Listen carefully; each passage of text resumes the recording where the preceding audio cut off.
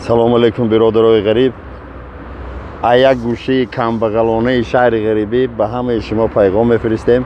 بگذار خداوند در کجای باشیم نباشیم هدایتگری ما باشه. ای برادرها خواهش میکنیم که کسی دن نمیفوره گوش نکنه انیکدوتای ما رو. شخصا او اپ خواهرها خواهش میکنیم که انیکدوتای ما همه موجزکای برای مردکای. مردکی بیچاره قرض قبوله میکنه، بلیط میگیره، پاییز سوار میشه، پاییز شقر شقور یا سود که اومده است. در دویم پولکه در یکم پولکه یا زن یا شوهر خیر راه خیلی وقت درونی پاییز هیچ کار و بار نی شو میشه، سویتوی پاییز هم بکشن. این مردک باشه همون قطعی زنش در پایان هم خیلی صدا میبروید. واه این دنبچه کی باشه با این قگ میگذره.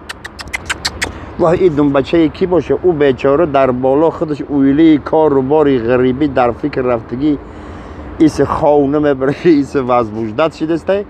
بیزار ایجان میشه. ای همه بالا میگه در دنبچت گام این دنبچه صاحب نداشته باشه.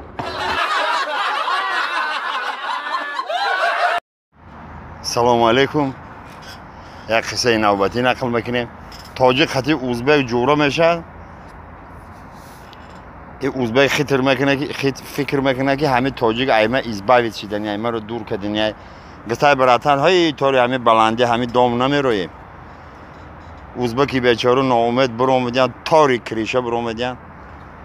تاجیک است هیچ گپ نمیفته. طرف ازبک گفتای براتن ای همه تار اگر بغلطید تا تر چند وقت میرسی.